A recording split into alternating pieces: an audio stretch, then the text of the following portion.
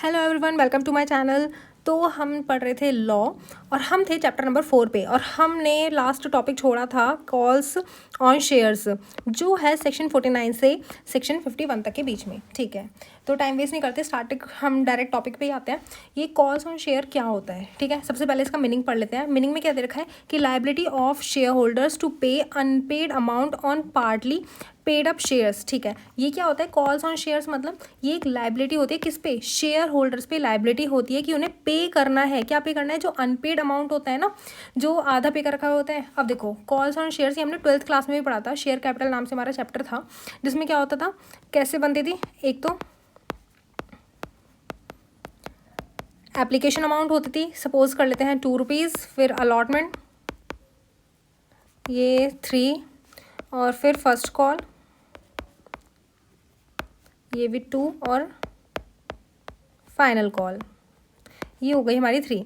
अब ये जो कॉल्स ऑन शेयर दे रखा है ना, ये क्या है हमारा? ये वाला। अब हमने जब एप्लीकेशन हमने अप्लाई करा था, तब हमने एप्लीकेशन अमाउंट दे दी थी। उसके बाद क्या था, फिर हमने अलॉटमेंट की अमाउंट दी। अब ये कॉल हमारी दोनों अनपेड है, अभी तक हमने इसकी अमाउंट नहीं दी। अब ये अमाउंट कौन पे करता है? ये पे करता है हमारा शेयर होल्डर। तो कॉल्स ऑन शेयर हमारी लाइबिलिटी हो जाएगी शेयर होल्डर्स के ऊपर कि उन्हें पे करना है वो अनपेड अमाउंट, जो उन्होंने आधा तो पे कर रखा है और आधा बचा हुआ है शेयर्स पे, वो पे करना है। ठीक है, that enforceable only when a valid call is made as per MOA और एओए। अब ये डेट कब इन्फोर्सेबल हो जाएगा? किस पे? शेयर होल्डर्स पे। यानी कि ये लाइबिलिटी कब बन जाएगी शेयर होल्डर पे? जब कंपनी खुद से उस कॉल को मेड करेगी, यानी कि जब कॉल की अमाउंट कंपनी मांगेगी कि आपको कॉल की अमाउंट देनी है, तब शेयर होल्डर लायबल हो जाएगा कि उसे वो अमाउंट पे करनी होगी। ये होता है हमारा कॉल्स ऑन शेयर्स। ठीक है, नेक्स्ट आते हैं हमारा सेक्शन 49। अब सेक्शन 49 क्या बोलता है?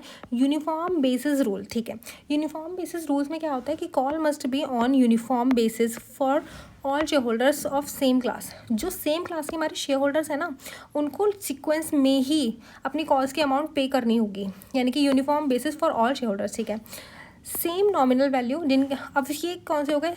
हमारे सेम क्लास वाले जिनकी सेम नॉमिनल वैल्यू है is equal to same class but it different paid up amount not same class. ठीक है, मतलब क्या होता है, कभी कभी जो जिन लोगों की ना नॉमिनल वैल्यू सेम होती है, उन्हें हम सेम क्लास नहीं बोल सकते कि अगर इनकी नॉमिनल वैल्यू है सेम तो फिर वो सेम क्लास की हो गई। नहीं, सेम क्लास की हो but different paid up amount है इनकी। हर एक शेयर होल्डर ने क्या करा, किसी ने एडवांस में दे दिया, किसी ने क्या करा, किसी ने एरर कर दिया, एरियर कर दिया। ठीक है, तो अब क्या हो गया, सेम क्लास के होते होते भी वो डिफरेंट क्लास के हो गए। अब शेयर होल्डर से served with call notice may choose to pay only part of call amount. Shareholders जब सर्व करे जाएंगे, कॉल नोटिस आएगा उनके पास कि कॉल की अमाउंट आप भेज दो, तो वो चूज़ कर सकते हैं कि वो मतलब only part of call amount पे करें या फिर फुल अमाउंट पे कर दें। अब डैट फ्रॉम कॉल्स, ठीक है, that from calls is not entire and invisible, यानी कि कंपनी में except part payment subject to articles and terms. अब जो डेट हो जाएगा ना, मतलब जो लाइबिलिटी हो जाएगी शेयर होल्डर्स के ऊपर, कब? जब वो कॉल जनरेट हो जाएगी, वो फुल अमाउंट की नहीं होगी, वो सिर्फ उतने अमाउंट की होगी जितने कंपनी ने मांगी है। अगर कंपनी मतलब फर्स्ट कॉल मांग रही है, तो शेयर होल्डर्स की लाइबिलिटी कितने की होगी? सिर्फ फर्स्ट कॉल की होगी। ठीक है, अगर ये सब बातें आर्टिकल्स में और उसके टर्म्स एंड कंडीशंस में कंपनी के दे रखे हैं, तो सिंपल सी बात है, हमारा जो शेयर होल्डर है वो कब लायबल हो जाएगा? जब कंपनी खुद से कॉल मांग रही है कि कॉल की अमाउंट आप पे कर दो, उसी टाइम हमारा शेयर होल्डर लायबल हो जाएगा। क्लियर? अब नेक्स्ट देखते हैं। नेक्स्ट आता है हमारा सेक्शन 50, यानी कि कॉल्स इन एडवांस। अब सिंपल सी बात है, कॉल्स इन एडवांस क्या होता होगा? जब हमारा शेयर होल्डर एडवांस में पेमेंट कर देता है, जैसे कंपनी ने मांगी तो फर्स्ट कॉल की अमाउंट है, और शेयर होल्डर क्या कर रहा है, फर्स्ट कॉल के साथ साथ शेयर होल्डर फाइनल कॉल की भी अमाउंट दे रहा है, तो वो क्या हो जाएगा हमारा? Calls in advance. और कॉल्स इन एडवांस वाली अमाउंट कौन सी होगी? वो फाइनल कॉल की अमाउंट जो बिना मांगे शेयर होल्डर हमें दे रहा है। ठीक है, नेक्स्ट क्या करते हैं, company if authorized by article of association, company authorize है अपने आर्टिकल ऑफ एसोसिएशन में, मे एक्सेप्ट होल और part of unpaid amount on shares before it is called up. यानी कि कंपनी क्या है, अगर ऑथराइज कर रखा है आर्टिकल ऑफ एसोसिएशन में, तो कंपनी एक्सेप्ट कर लेगी, या तो वो पूरी अमाउंट दे रहा है शेयर होल्डर, या फिर कोई आधी अमाउंट पे कर रहा है शेयर होल्डर अपने शेयर्स की, before it is called up, यानी कि कंपनी ने मांगी नहीं है लेकिन मांगने से पहले ही शेयर होल्डर उसको दे रहा है, तो वो क्या हो जाएगा? Calls in advance. No extra voting right for advance payment until all members have been called to pay. कोई भी शेयर होल्डर को कोई एक्स्ट्रा वोटिंग राइट नहीं मिलेगा कि उसने एडवांस में पेमेंट कर दिया तो हम उसे एक्स्ट्रा वोटिंग राइट पावर दे देंगे, नहीं। जब तक वो कॉल नहीं होगी ना पेमेंट, यानी कि कंपनी खुद से फाइनल कॉल मांग नहीं लेती, जब तक कोई भी वोटिंग राइट एक्स्ट्रा वगैरह कुछ नहीं मिलता किसी को भी। इंटरेस्ट ऑन एडवांस क्या हो जाएगा? इंटरेस्ट ऑन एडवांस हमारा वो हो जाएगा जब कोई शेयर होल्डर कंपनी को एडवांस में पेमेंट कर रहा है तो उसे इंटरेस्ट भी तो मिलना चाहिए। अब वो अमाउंट कंपनी अपने बिजनेस में लगा रही है, यानी कि उस पर इंटरेस्ट बन रहा है, तो शेयर होल्डर को भी वो इंटरेस्ट मिलेगा अगर शेयर होल्डर कोई भी एडवांस पेमेंट करता है। लेकिन अगर एओए में परमिट है, अगर कंपनी के आर्टिकल ऑफ एसोसिएशन में दे रखा है कि अगर कोई शेयर होल्डर एडवांस में पेमेंट कर रहा है किसी भी कॉल अमाउंट की, तो उसे इंटरेस्ट मिलेगा ही मिलेगा, ठीक है। और रेट किस इंटरेस्ट मतलब किस रेट पे इंटरेस्ट मिलेगा, वो रेट डिसाइड करा जाएगा, शेयर होल्डर्स ही डिसाइड करेंगे। कब? जनरल मीटिंग में, यानी कि जनरल मीटिंग रखी जाएगी और जनरल मीटिंग में जितने भी शेयर होल्डर्स हैं वो आपस में बैठेंगे और डिसाइड करेंगे कि अगर हम में से कोई भी शेयर होल्डर एडवांस में पेमेंट करता है तो उसे किस रेट पर इंटरेस्ट दिया जाएगा।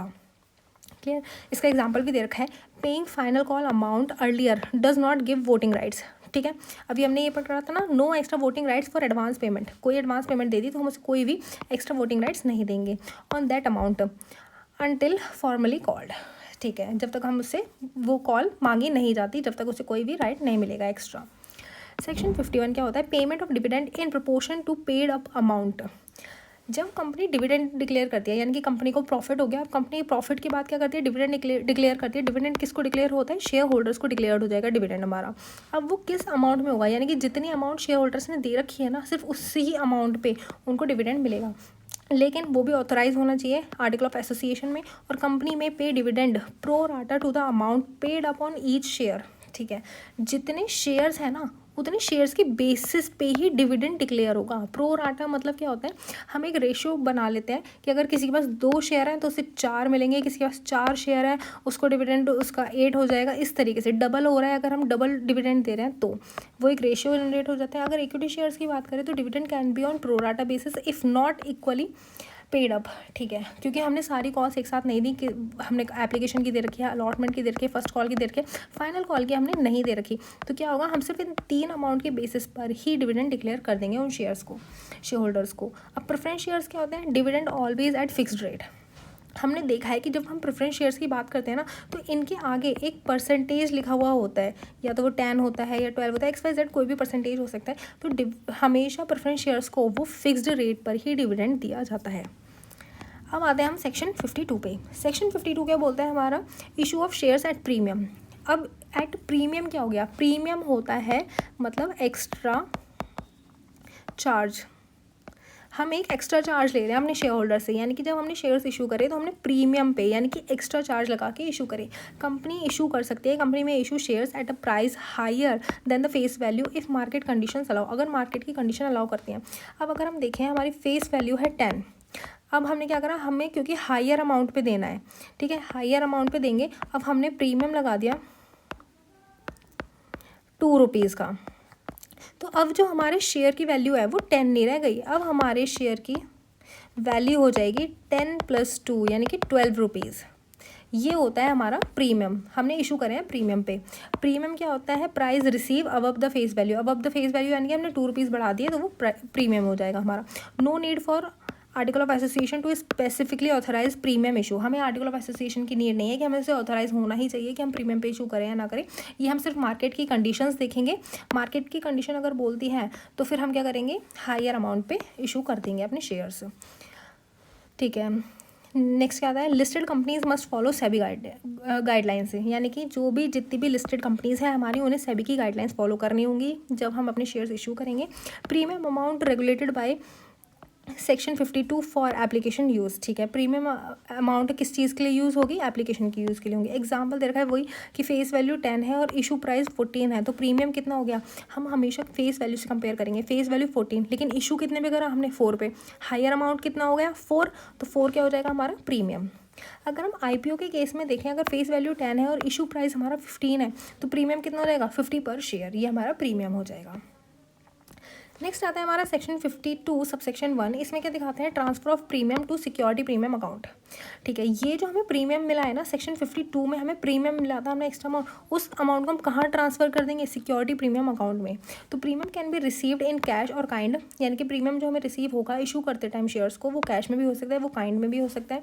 Must be transfer to a securities premium account, ये हमें मस्ट है हमारे लिए कि हमें ट्रांसफर करना ही होगा, कहाँ पे, सिक्योरिटी प्रीमियम अकाउंट में। This account must be treated with the same sanctity as paid up shares capital. ठीक है, यहाँ पे क्या है, ये जो अमाउंट हम ट्रांसफ़र करेंगे ये भी किस तरीके से ट्रीट करा जाएगा, पेड अप शेयर कैपिटल की तरह ही ट्रीट करा जाएगा, और can be reduce only in the manner of reducing paid up share capital. जब हम अपनी paid up share capital reduce करते हैं ना, जिस तरीके से, हमें सेम उसी तरीके से ही इस अमाउंट को रिड्यूस करेंगे, सिक्योरिटीज़ प्रीमियम अकाउंट वाले अमाउंट को। और शो एज सेपरेट आइटम, ये हमें सेपरेट आइटम दिखाना होगा बैलेंस शीट में। If utilise, dispose, disclose how it was use, यानी कि जब हम अपनी बैलेंस शीट तैयार करते हैं ना, ठीक है, तो यहाँ पे हम लिखते हैं अपना share holder fund, then share capital. Share capital में भी सिक्योरिटी प्रीमियम का अकाउंट हम अलग बनाते हैं, हेडिंग अलग होती है। तो जो हमने अमाउंट अपने ट्रांसफ़र करी है ना, प्रीमियम वाली हमने सिक्योरिटी प्रीमियम अकाउंट में ट्रांसफ़र करी है, इस अमाउंट को भी हमें दिखाना पड़ेगा अलग से बैलेंस शीट के अंदर। Not treated as capital reserve, ये हम कैपिटल रिजर्व की तरह ट्रीट नहीं करेंगे, और रिडक्शन अलाउ हो जाएगा अगर scheme approved by expert and redeemed proper, यानी कि अगर मतलब जो हमारे एक्सपर्ट है ना, उन लोगों ने अलाउ कर दिया कि हम इसकी अमाउंट रिड्यूस कर सकते हैं, रिडक्शन अलाउ कर सकते हैं, तो वो हो भी सकता है। सेक्शन 52 सबसेक्शन 2 क्या बोलता है हमारा, परमिटेड यूजेस। ठीक है, use off fully paid bonus shares. अब ये जो सिक्योरिटी प्रीमियम अकाउंट आया है ना हमारा, यानी कि जो हमने एक्स्ट्रा अमाउंट लिया है प्रीमियम वाला, सॉरी, तो ये किस में है, सिक्योरिटी प्रीमियम अकाउंट में आया है हमारे। अब ये सिक्योरिटी प्रीमियम अकाउंट की वैल्यू हम कहाँ कहाँ यूज़ कर सकते हैं, अगर कंपनी को बोनस इशू करना है तो इसमें से पैसा निकालेंगे और शेयर होल्डर्स को एज अ बोनस हम दे देंगे। और अंडरराइट कर सकते हैं, मतलब राइटिंग ऑफ कर सकते हैं प्रिलिमिनरी एक्सपेंसेस, हमारे जितने भी प्रिलिमिनरी एक्सपेंसेस होते हैं उन्हें राइट ऑफ कर सकते हैं। राइट ऑफ कर सकते हैं इशू एक्सपेंसेस, यानी कि कमीशन वगैरह दे रहे हैं, कमीशन, डिस्काउंट ऑन शेयर्स या डिबेंचर्स वगैरह के लिए, तो हम क्या करते हैं, उनको भी राइट ऑफ कर सकते हैं इस अमाउंट से। Paying premium on redemption of preference shares to debentures, अगर हम कोई रिडम्पशन पे प्रीमियम दे रहे हैं, वो भी हम इस सिक्योरिटी प्रीमियम अकाउंट से सेट ऑफ कर देंगे। और बायबैक ऑफ शेयर्स और सिक्योरिटीज़ हो रहा है तो उसे भी हम सिक्योरिटी प्रीमियम अकाउंट की वैल्यू से ले सकते हैं। अब सेक्शन 52 सबसेक्शन 3 क्या हो गया, रिस्ट्रिक्शंस। अब इस पे रिस्ट्रिक्शंस क्या क्या है, क्या क्या रिस्ट्रिक्शंस हैं, for certain prescribed companies following prescribed accounting standards. ठीक है, security premium account can be use only for, security premium account किस चीज़ के लिए यूज़ हुआ, ये रिस्ट्रिक्शन है, ओनली सिर्फ बोनस इशू के लिए, राइटिंग ऑफ इशू एक्सपेंसेस के लिए और बायबैक के लिए। अभी हमने पॉइंट ये पढ़े थे ना, वही है सेम। बोनस इशू के लिए राइट ऑफ एक्सपेंसेस कर रहे हैं हम, यहाँ पे भी वही हो रहा है, राइट ऑफ इशू एक्सपेंसेस हो रहे हैं, सेम बात है। और पेइंग क्या, रिडम्पशन अमाउंट दे रहे हैं हम और बायबैक कर रहे हैं। तो सिर्फ सिक्योरिटी प्रीमियम अकाउंट हमारा कहाँ कहाँ यूज़ होगा, फिर से बोनस शेयर्स में, राइटिंग ऑफ इशू एक्सपेंसेस में और बायबैक शेयर्स में। अब आते हैं section 53, prohibition on issue of shares at discount.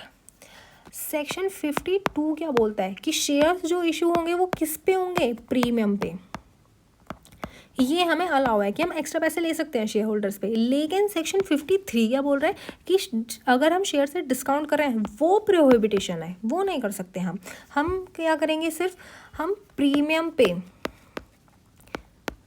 Issue कर सकते हैं लेकिन डिस्काउंट पे नहीं कर सकते। Again section 52 shares issue at premium हम कर सकते हैं, अलाउड है। Section 53 shares at discount allow नहीं है, शेयर्स प्रीमियम पे इशू हो जाएंगे, डिस्काउंट पे नहीं होंगे। ठीक है, अगर इशू प्राइस और फेस वैल्यू, हमारा इशू प्राइस कम है यानी कि फेस वैल्यू ज़्यादा है और इशू प्राइस हम जितना इशू कर रहे हैं वो कम है, तो डिफरेंस क्या हो जाएगा, वो हम यानी कि हमने डिस्काउंट दे दिया, ये अलाउ नहीं है।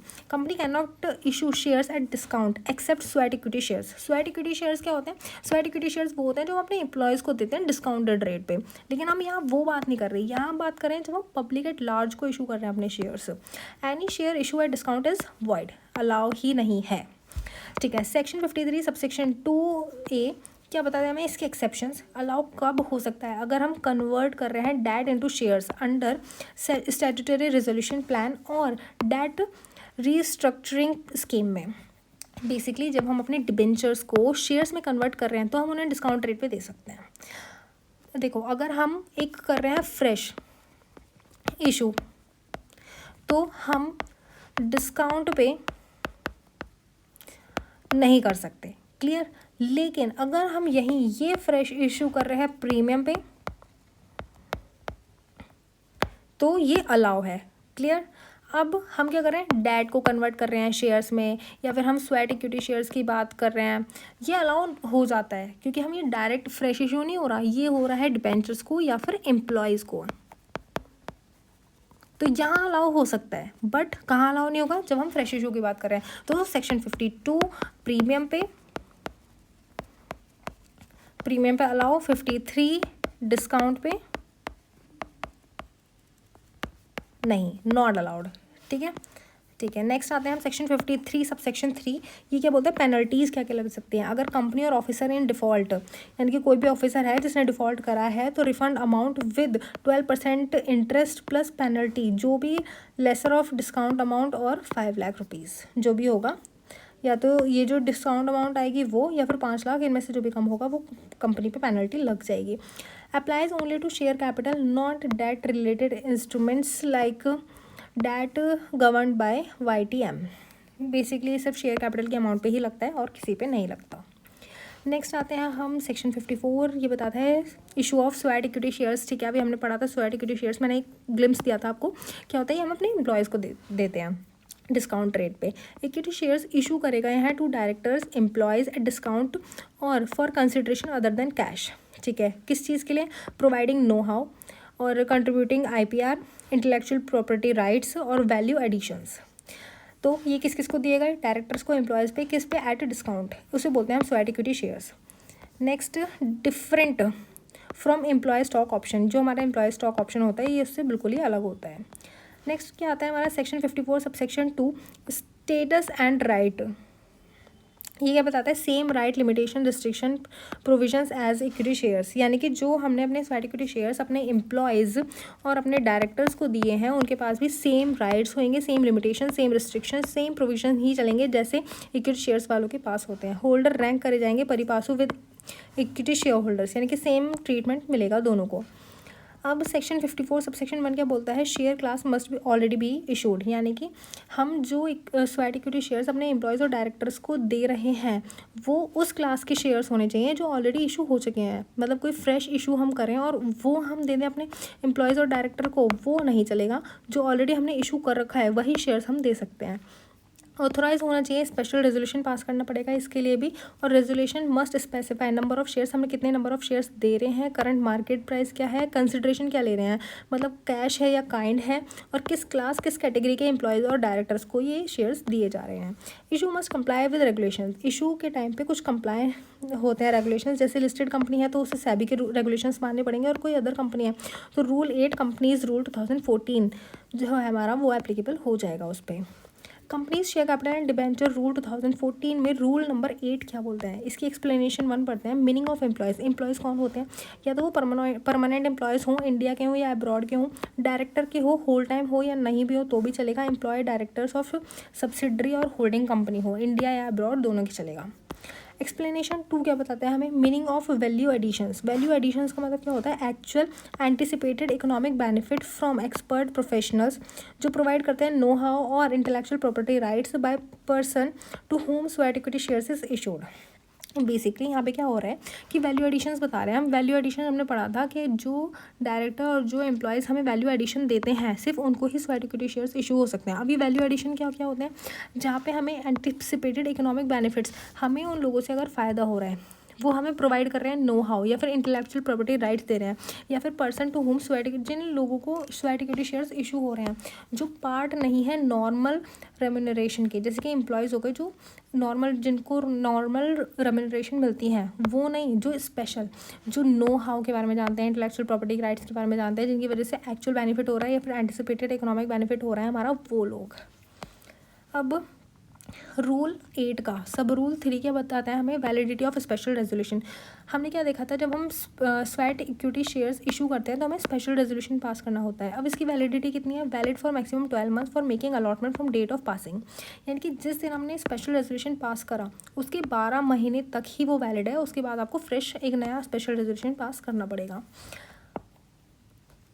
रूल 8 का सब रूल 4 हमें लिमिट बताता है maximum per year higher of 15% of paid up equity share capital और shares of value up to 5 crore. यानी कि जो हम स्वेट इक्विटी शेयर्स इशू करने वाले हैं उनकी अमाउंट कितनी हो सकती है, या तो 15% paid up equity share capital, जितने हमने इक्विटी शेयर कैपिटल इशू कर रखा है उसका 15%, या फिर शेयर्स जिनकी वैल्यू 5 करोड़ है सिर्फ उतनी ही अमाउंट हम दे सकते हैं। ओवरऑल कैपिटल अगर है हमारी उसका 25% of paid up equity share capital होना चाहिए, क्यूमुलेटिव हो या फिर पास्ट इश्यूज़ हो वो भी चलेगा। अगर स्टार्टअप कंपनी है तो वो कम से कम 50% फर्स्ट 10 ईयर्स के लिए दे सकती है। अब लॉक इन क्या होता है, सब रूल 5 में बताया है लॉक इन, यानी कि non transferable for 3 years from allotment date. अब हमने अपने एम्प्लॉयज़ को अपने शेयर्स दे दिए तो कंडीशन लग जाएगी लॉक इन वाली कि आप 3 साल तक वो शेयर्स ट्रांसफ़र नहीं कर सकते किसी और को। अगर जिस एम्प्लॉय के नाम पे हैं वो उसी एम्प्लॉय के नाम पर रहेंगे। सब रूल 6 क्या बताता है हमें, प्राइस कौन सा होना चाहिए, जो हमारा फेयर वैल्यू जो रजिस्टर्ड है valuer with report to the board, यानी कि जो फेयर वैल्यू है बाय रजिस्ट्रार वैल्यूअर, यानी कि रजिस्टर्ड वैल्यूअर ने जो वैल्यू हमारी फिक्स कर रखी है वो, या फिर जो हमने रिपोर्ट टू बोर्ड दे रखी है उसमें जो वैल्यू है वो। सब रूल 7 क्या बताता है, अगर हमारे पास इंटेलेक्चुअल प्रॉपर्टी राइट्स या नो हाउ के बारे में वैल्यूएशन अगर हमें निकालनी है कि इनकी वैल्यू क्या है, तो ये जो रजिस्टर्ड वैल्यूअर होता है विद ज्यूरिसडिक्शन वही हमें वैल्यू बता सकते हैं उसकी। सब रूल 9 क्या हो जाएगा, treatment of non cash consideration. ठीक है, अगर हमें हमारे एम्प्लॉयज़ ने स्वेट इक्विटी शेयर्स के रिलेशन में हमें कोई काइंड दिया है तो उसका ट्रीटमेंट किस तरीके से होगा, क्योंकि वो नॉन कैश कंसिडरेशन हो गई तो वो डेप्रिशिएबल भी हो सकती है, अमोर्टाइज भी हो सकती है अगर वो उन्होंने एसेट्स प्रोवाइड करा है, और हम उसे क्या कर देंगे ऐड कर देंगे अपनी बैलेंस शीट में। और कोई अदर चीज़ है तो हम उसे एज एन एक्सपेंसेस ट्रीट कर लेंगे। सब रूल 13 क्या बताता है हमें, डिस्क्लोजर इन डायरेक्टर्स रिपोर्ट, यानी कि जो हमारे डायरेक्टर की रिपोर्ट है उसमें वो ये बात डिस्क्लोज होनी चाहिए, मस्ट दे रखा है यानी कि कंपलसरी है, must disclose detail of issue in directors report, यानी कि जो भी डायरेक्टर की रिपोर्ट होगी उसमें इशू के बारे में हमें डिस्क्लोज करना होगा। सब रूल 14 बताता है हमें मेंटेनेंस ऑफ रजिस्टर, यानी कि रजिस्टर मेंटेन करना होगा किसका, स्वेट इक्विटी शेयर्स का हमें रजिस्टर मेंटेन करना होगा किस फॉर्म में, SH3 में। Cap keep at registered office, हमें रजिस्टर्ड ऑफिस में रखवाना पड़ेगा, और any other place decided by board, यानी कि अगर बोर्ड ने कोई और प्लेस डिसाइड करी तो वहाँ रखवा सकते हैं। लेकिन ये कंपलसरी है कि स्वेट इक्विटी शेयर्स जब इशू होंगे तो उनका रजिस्टर भी मेंटेन करना होगा इन फॉर्म SH3 में। नेक्स्ट आते हैं हम सेक्शन 55 पे। सेक्शन 55 क्या बताता है, issue and redemption of preference shares. ठीक है, अब बात करते हैं हम अपनी प्रेफरेंस शेयर्स की। यहाँ पे हम इशू भी करेंगे रिडम्पशन भी करेंगे सेक्शन 55 में। ठीक है, तो सबसे पहले देखते हैं टाइप्स ऑफ प्रेफरेंस शेयर्स होते क्या हैं। ठीक है, तो बेस्ड ऑन डिविडेंड पेमेंट, ठीक है, based on participation in surplus, based on conversion, based on redemption. 4 तरीके के हमारे प्रेफरेंस शेयर्स होते हैं जो किस किस चीज़ पे बेस्ड होते हैं, डिविडेंड पेमेंट पे, पार्टिसिपेशन इन सरप्लस में, कन्वर्जन में और रिडम्पशन में। अब अगर हम देखें डिविडेंड पेड वाले तो एक होते हैं क्यूमुलेटिव, एक होते हैं नॉन क्यूमुलेटिव, और जो पार्टिसिपेट करते हैं सरप्लस में वो पार्टिसिपेटिंग भी हो सकते हैं, नॉन पार्टिसिपेटिंग भी हो सकते हैं। कन्वर्जन वाले में जो जिनके लिए कन्वर्ट होना मैंडेटरी हो सकता है, ऑप्शनल हो सकता है, पार्टली और फुल्ली भी कर सकते हैं, और जो कन्वर्ट नहीं होना चाहते नॉन कन्वर्टेबल प्रेफरेंस शेयर्स। दूसरे आते हैं रिडम्पशन वाले, यानी कि जो रिडीमेबल भी हो सकते हैं और इरिडीमेबल भी हो सकते हैं, लेकिन इरिडीमेबल वाली कंडीशन अब प्रोहिबिटेड है। ठीक है, अब करते हैं सेक्शन 55 सब सेक्शन 1। इसमें प्रोहिबिटेशन मतलब क्या होता है, यानी कि सबसे पहले हम यही वाला पढ़ रहे हैं यहाँ पे, इरिडीमेबल वाला है जो प्रोहिबिटेड है। ठीक है, irredeemable preference shares can not be issued, जो प्रेफरेंस शेयर्स हमने इरिडीमेबल हो गए ना वो हम दोबारा से इशू नहीं कर सकते। यानी कि अमेंडमेंट आई थी 1988 में टू कंपनीज एक्ट 1956 जिसने अबॉलिश कर दिया कि इरिडीमेबल प्रेफरेंस शेयर्स हम दोबारा इशू कर सकते हैं। Section 55 section 2 redeemable preference shares. अभी हमने पढ़ा था इरिडीमेबल जो कि प्रोहिबिट है, अब पढ़ रहे हैं हम redeemable preference shares. Only redeemable preference shares can be issued by a company limited by shares. ठीक है, ओनली रिडीमेबल प्रेफरेंस शेयर्स, यानी कि जो भी हमारे रिडीमेबल प्रेफरेंस शेयर्स हैं वो ही इशू हो सकते हैं कंपनी जो कि लिमिटेड बाय शेयर्स है उसके थ्रू। कंपनी में issue redeemable preference shares only if authorized by article of association. अगर हमारी कंपनी के आर्टिकल ऑफ एसोसिएशन ने बोल रखा है कि हम रिडीमेबल प्रेफरेंस शेयर इशू कर सकते हैं तो हम कर सकते हैं, वो हमारे लिए अलाउ है। लेकिन अगर आर्टिकल ऑफ एसोसिएशन साइलेंट है तो हमें अमेंड करना होगा आर्टिकल ऑफ एसोसिएशन इशू करने से पहले कि वो ऑथराइज हो जाए। देखो, हमने आर्टिकल ऑफ एसोसिएशन बनाए कंपनी के और उसमें हमने दे रखा है कि हम ऑथराइज्ड हैं कि ठीक है हम कर सकते हैं रिडीमेबल प्रेफरेंस शेयर्स को इशू, तो हम कर देंगे। लेकिन अगर कुछ नहीं दे रखा ना तो नहीं, हमें अमेंड करना पड़ेगा और उसमें देना पड़ेगा हमें कि हम ऑथराइज्ड हैं कि हम रिडीमेबल प्रेफरेंस शेयर्स को इशू कर सकते हैं।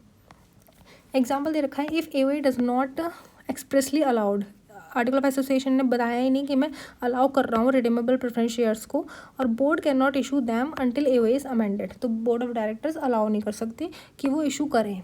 Redeemable within 20 years from date of issue, यानी कि जब 20 साल हो गए अगर हमारे शेयर्स को इशू हुए तो हम रिडीम कर सकते हैं अपने प्रेफरेंस शेयर्स। रूल नंबर 9 क्या बोलता है, हमने रूल नंबर 8 किस में पढ़ा था, जब हम इक्विटी शेयर्स की बात कर रहे थे, स्वेट इक्विटी शेयर्स की। अब हम पढ़ रहे हैं रूल 9 जब हम बात कर रहे हैं प्रेफरेंस शेयर्स की।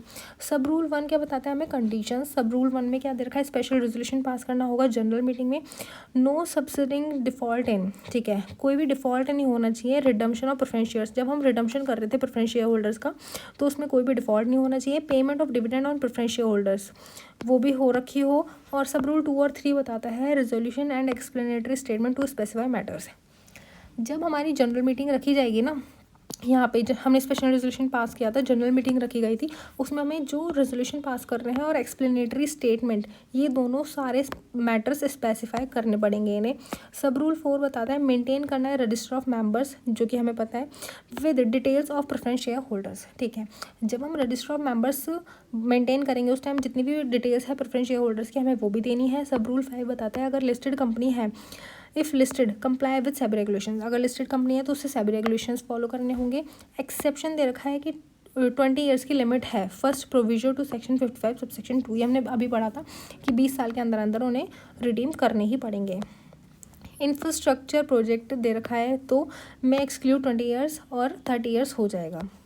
With annual redemption of more than 10% of shares from 21st year onward और earlier as per option of preference share holders, ठीक है। एनुअल हम अगर 20 साल के अंदर हमने रिडम्पशन नहीं किया तो उस पर 10% का इंटरेस्ट लगना चालू हो जाएगा अगले ही 21st ईयर से, ये दे रखा था। नेक्स्ट है हमारा सेक्शन 55 सब सेक्शन 3। इसमें क्या बताता है, issue of further redeemable preference shares, ठीक है। हम जो मतलब फर्दर रिडीमेबल प्रेफरेंस शेयर्स हैं उनका इशू किस तरीके से होगा। इफ़ अनेबल टू रिडीम, तो हम क्या करेंगे, रिडीम नहीं करें तो हम डिविडेंड पे कर देंगे। May issue further redeemable preference shares to holders of unredeemable shares, जिन लोगों के अनरिडीमेबल शेयर्स हैं हम क्या कर देंगे, उनको फर्दर इशू कर देंगे रिडीमेबल शेयर्स। अमाउंट कौन सी होगी, ड्यू अमाउंट हो जाएगी जो इंक्लूड करेगी डिविडेंड को। अप्रूवल नीड है किसका, consent of 3/4 in value of such holders, यानी कि जो हमारे प्रेफरेंस शेयर होल्डर्स हैं उनकी 3/4 वैल्यू जो रखते हैं होल्डर्स को, उनकी कंसेंट नीड है। अप्रूवल चाहिए होगा ट्रिब्यूनल का ऑन पिटीशन पर। और सच issue is deemed redemption of old preference shares, यानी कि ये जो इशू होगा ये हम मान लेंगे कि हमने रिडीम कर लिया पुराने प्रेफरेंस शेयर्स को। जब हम नए इशू करा रहे हैं तो ये हम यही मान के चलेंगे ना कि पुराने वाले हमने रिडीम कर लिए। If some holders don't consent तो tribunal order immediately redeem for them, redemption for them, ठीक है। कुछ होल्डर्स ने मना कर दिया, डिनाई कर दिया कि भाई हमारी कंसेंट नहीं है कि ऐसा हो, तो हम क्या कर सकते हैं, हम ट्रिब्यूनल के पास जाएंगे और ट्रिब्यूनल का ऑर्डर इमीडिएटली रिडम्पशन के लिए अलाउ कर देगा हमें।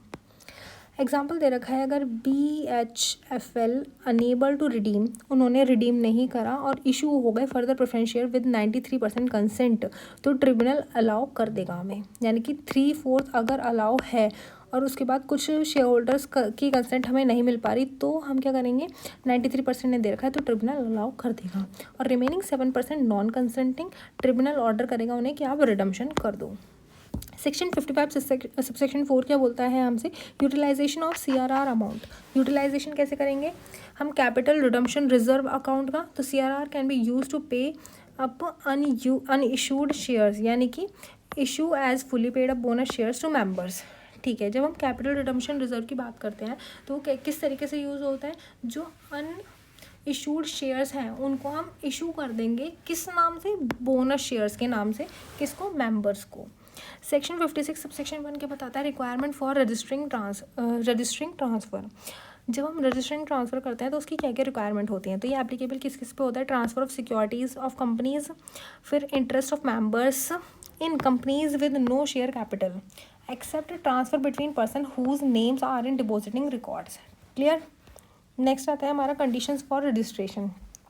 रजिस्ट्रेशन के लिए कौन कौन सी कंडीशंस हमें चाहिए होती हैं, instrument of transfer signed by both transfer and transferee, अगर हम ट्रांसफ़र कर रहे हैं तो दोनों के सिग्नेचर होने चाहिए, मेंशन होना चाहिए उनका नाम, उनका एड्रेस, उनका ऑक्यूपेशन और ट्रांसफरी का ऑक्यूपेशन ट्रांसफरी का, और यहाँ पे ड्यूली आएगा, due duly stamped and dated होना चाहिए, इन प्रिस्क्राइब्ड फॉर्म होना चाहिए, फॉर्म कौन सा है, SH4 है, डिलीवर हो जाएगा कंपनी को with share certificate, letter of allotment. अगर सर्टिफिकेट नहीं इशू करा गया है तो हम लेटर ऑफ अलॉटमेंट उन्हें दे देंगे।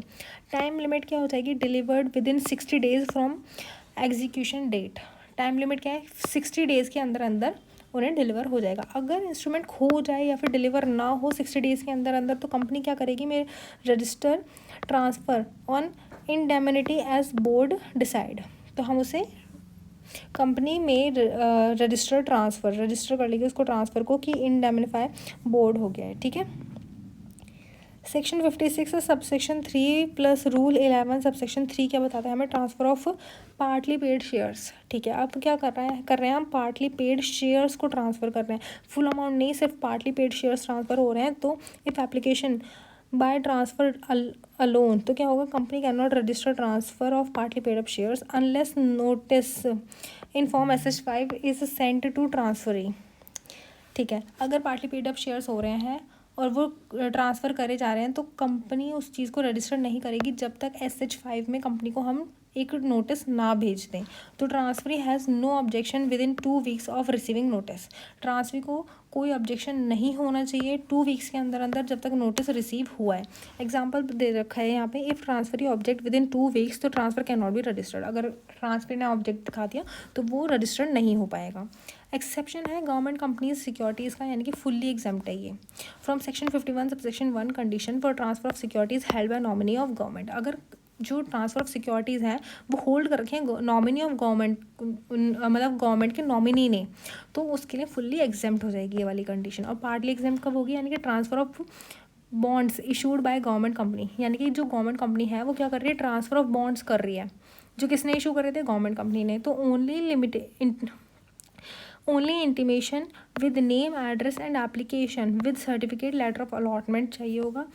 इफ़ नो सच सर्टिफिकेट, अगर सर्टिफिकेट नहीं है तो no requirement of instrument of transfer, कोई रिक्वायरमेंट नहीं है, कैन बी एग्जीक्यूटेड बाय या फिर ऑन बिहाफ ऑफ ट्रांसफ़र और गवर्नमेंट। ठीक है। सेक्शन 56 सबसेक्शन 2 क्या बताता है, पावर टू रजिस्टर ट्रांसमिशन। ठीक है। अगर जो पावर टू रजिस्टर ट्रांसमिशन है वो कैसे होगी, not affected by section 56 subsection 1 transfer condition, company can register transmission of right on receiving intimation from person entitled, no need for an instrument of transfer in transmission. ठीक है। तो power to transfer transmission, power to register transmission क्या होता है, ये affect नहीं होती हमारे सेक्शन 51 से, यानी कि जो ट्रांसफ़र कंडीशंस है ना हमारी, उससे अफेक्ट नहीं होगा। ये कंपनी रजिस्टर कर सकती है जो भी ट्रांसमिशन हुए हैं of right on receiving intimation from person entitle, जो भी पर्सन एंटाइटल है उसके पास राइट है कि वो रिसीव कर सकता है इंटीमेशन का लेटर। और नो नीड, कोई नीड नहीं है for an instrument of transfer, कोई भी ट्रांसफ़र एंड ट्रांसमिशन का इंस्ट्रूमेंट की हमें नीड भी नहीं है। अब इसमें आता है ट्रांसफ़र, यानी कि ट्रांसफ़र क्या हो रहा है, वॉलेंट्री हो सकता है या बाय ट्रांसफ़र डीड, कोई डीड है उसके थ्रू ट्रांसफ़र हो रहा है या फिर हम अपनी मर्ज़ी से ट्रांसफ़र कर रहे हैं। ट्रांसमिशन मतलब क्या होता है, यानी कि devotion of titled by law not bye act of parties.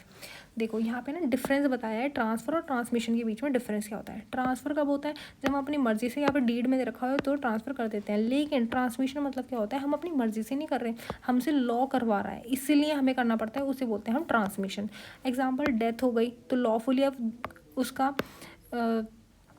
जिस पर्सन की डेथ हुई है उसका नॉमिनी उसी को मिलेंगे, उसके शेयर्स सक्सेशन हो रहा है या फिर इनहेरिटेंस में मिल रहे हैं, बैंक्रप्सी या फिर मैरिज के थ्रू, किसी के भी थ्रू मिल रहा है, मतलब लीगली लॉफुल हो रहा है, तो वो ट्रांसमिशन हो जाएगा और ट्रांसफ़र हो जाएगा जब हम वॉलेंट्री या फिर एक डीड के थ्रू कर रहे हैं। Holder entitled to all rights and liabilities, holder entitle हो जाएगा जितने भी राइट्स और लाइबिलिटीज़ हैं उस शेयर्स के regarding required forwarding necessary documents, क्या क्या चीज़ें रिक्वायर होंगी, जो हमारी फॉरवर्ड नेसेसरी डॉक्यूमेंट्स हैं वो हो जाएंगे, यानी कि नोटराइज डेथ सर्टिफिकेट।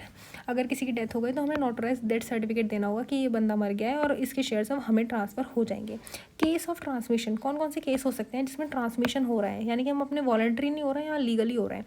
अगर डेथ हो जाती है तो शेयर ट्रांसमिटेड हो जाएंगे लीगल रिप्रेजेंटेटिव को। अगर इंसॉल्वेंसी हो गई तो शेयर ट्रांसमिटेड हो जाएंगे ऑफिशियल रिसीवर को। अगर ल्यूनेंसी हो जाएगी तो शेयर ट्रांसमिटेड हो जाएंगे कोर्ट अपॉइंटेड एडमिनिस्ट्रेटर, यानी कि कोर्ट अपॉइंट करेगा एडमिनिस्ट्रेटर को, उसको ट्रांसफ़र हो जाएंगे। नेक्स्ट आया हमारा section 56 subsection 5, transfer of securities bye legal representative. ठीक है, अब ट्रांसफ़र हो रही है सिक्योरिटीज़ किसी लीगल रिप्रेजेंटेटिव को, तो legal representative of deceased can transfer securities if they were the holder at the time of executing transfer deed. ठीक है, तो ये जो हमारा लीगल रिप्रेजेंटेटिव होता है डिसीज्ड पर्सन का, जो पर्सन मर गया होता है उसका लीगल रिप्रेजेंटेटिव हो सकता है, वो ट्रांसफ़र कर सकता है सिक्योरिटीज़ को, अगर वो सिक्योरिटीज़ उसी टाइम पे एग्जीक्यूटिंग ट्रांसफ़र डीड में है तो ये वैलिड ट्रांसफ़र माना जाएगा in even if legal representative name is not in registered of members. ये जो लीगल रिप्रेजेंटेटिव है इसका नाम रजिस्टर ऑफ मेंबर्स में नहीं है, स्टिल ये भी ट्रांसफ़र वैलिड माना जाएगा। इसकी रिक्वायरमेंट्स क्या होती हैं, ये ड्यूली स्टैम्प्ड होना चाहिए, शेयर सर्टिफिकेट होना चाहिए और सक्सेशन सर्टिफिकेट भी होना चाहिए। एग्जाम्पल दे रखा है इसमें, रिचा डैनियल यानी कि legal representative of late Alexander Daniel can transfer shares to Stacey without her own name in the registrar if proper documents are submitted. Clear.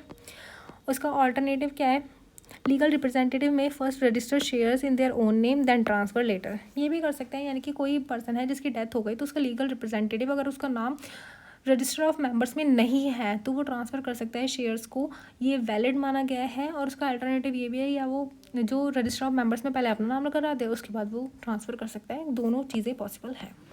Next है सेक्शन 56 सबसेक्शन 4 क्या बताता है, time period for delivery of certificate, यानी कि जब हम अपने नाम पर शेयर्स रजिस्टर करा लेते हैं तो उसके बाद शेयर सर्टिफिकेट हमें कितने टाइम पीरियड में मिल जाएगा। केस दे रखा है, अगर सब्सक्राइबर टू मेमोरेंडम है, यानी कि जिस टाइम मेमोरेंडम ऑफ आर्टिकल्स बने थे उसी टाइम पर जिन लोगों ने सब्सक्राइब किया था उनको 2 महीनों के अंदर अंदर, जैसी कंपनी इनकॉर्पोरेट होगी उसके 2 महीने के अंदर अंदर शेयर सर्टिफिकेट मिल जाएगा।